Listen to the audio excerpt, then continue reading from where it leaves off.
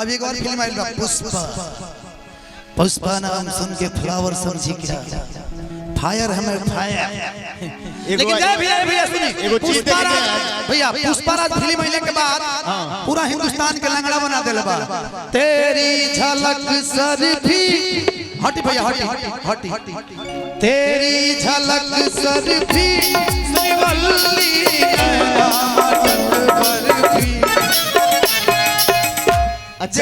चप्पलों निकल जाता होने का, जेकरा ना लंगड़ बने के वो बन गइल बा, पहन के लग मार दी वो स्टाइल है।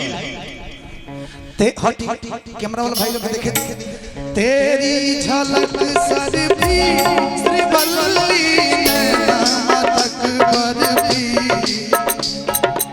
तेरी झलक सर भी श्रीवल्ली नैना। पूरा हिंदुस्तान लंगड़ हो गइल, हिंदुस्तान ना आउट ऑफ कंट्री भी लंगड़ हो गइल। लंगड़ नहीं थे भाई, ये फिल्म इतना कमाई कइलो, हिंदुस्तान कितना रुपया देलो कि आज पूरा देश के लोग दीवाना हो गए भाई स्टाइल के। अपन देश देखो वो स्टाइल प्रस्तुत करत रहला, जौना के लोग जौन बा कॉपी करेला। आज दूसरा देश में देखो तनी कि कैच रहले के बाद से विकेट गिरला के बाद से भी लोग हैंगा करता। आज इतने ना, आज एगो पुष्पा ईंटा देखनी, हम वहां पे देखनी है, पूछे खातिर बोलाओ तने भैया। पुष्पा ईंटा देखनी है, वो ईंटवा के नीचवा लिख रहला घर इसी ईंट से बनाइए, क्योंकि झुकेगा नहीं साला आ घर टूटेगा नहीं। यही खातिर बोलाओ तने, झुकेगा नहीं साला टूटेगा नहीं साला।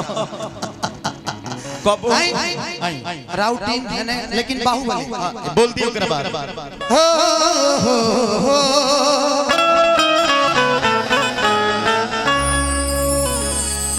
क्या कभी अंबर से सूर्य बिछड़ता है, क्या कभी बिन बाती दीपक जलता है, क्या कभी अंबर से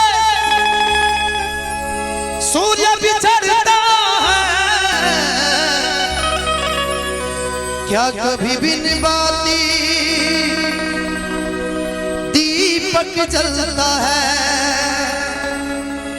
कैसी है अनहोनी हर आँख हुई नम, छोड़ गया जो तू कैसे जिएंगे हम, तू ही किनारा तू ही सहारा तू जग सारा, तू ही हमारा सूरज तू ही तारा। जय जयकारा जय जयकारा स्वामी देना साथ हमारा। इसमें बहुत सारी लाइन है कि जहां जहां तेरे पांव पड़े वो धरती अंबर हो जाए, जाने ये कैसी माया माया है तेरी, तू निर्बल का बल है स्वामी रखवाला हम सबका, उसको क्या डर है जिस पे छाया है तेरी, कड़ में है खुशहाली झूमे है डाली डाली, हम प्यासों पे जोरी झिम बरसे है बादल से, तू ही वो अमृत की धारा। जय जयकारा जय जयकारा स्वामी देना साथ हमारा। पूरा दे दिए एक बार उड़ाई हाँ गोल लगा ऐसे ही 2-4 दे के चल जाए। इधर हौसला मंजर भी आएगा और प्यासे के पास चल के दिन समंदर भी आएगा और मंजिल मिलेगी और मंजिल मिलने का मजा भी आएगा।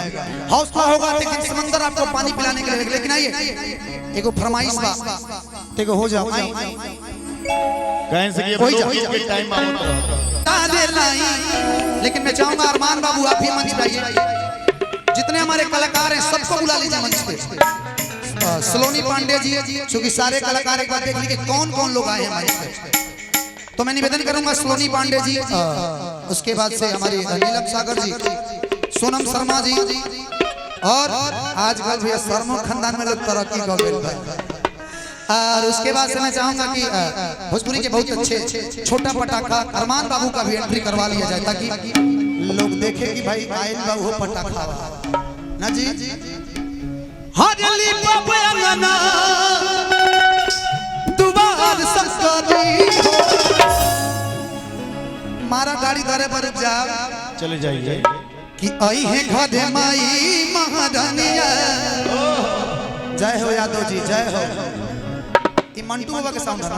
अच्छा अरे बूढ़ी के लाल लाल चुनरी। अच्छा ये बताई एक बात जे माई से प्यार कर के हाथ उठाई। हम तो चाहत ना अपनी भक्ति गीत गावे के लेकिन उजाला भैया के फरमाइश आ गेला त कनिया गादी अरमान एगो अरमान बाबू के माइक दिना दुइयो माइक बा औ देखी 5-6 आदमी हाथ उठावले बोले आई बा मैंने कंपटीशन के बाद ए मौसी मौसी दोनों हां चश्मा वाली मौसी गोल लागल ए खाली हाथ उठा ली दोनों हाथ उठाइए आप लोग। देखना है किसमें कितना दम और किसमें कितना है पानी। और एक तरफ महाराणा प्रताप तो दूसरी तरफ है झांसी की रानी।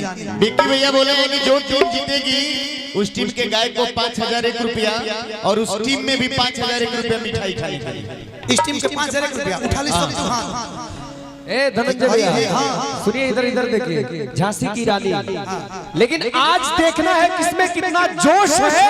अगर एक तरफ झांसी की रानी है तो एक तरफ सुभाष चंद्र बोस है। आई देखिए ना बोस लोग शांत बा का बोस आई झलक दिखाई बोस के। आई दोनों हाथ उठा के आई दोनों हाथ प्रेम से बोली भोले बाबा की। सुनी ना जब से इल बोस के हम देखा थे क्या कहले बोले अब एगो लइका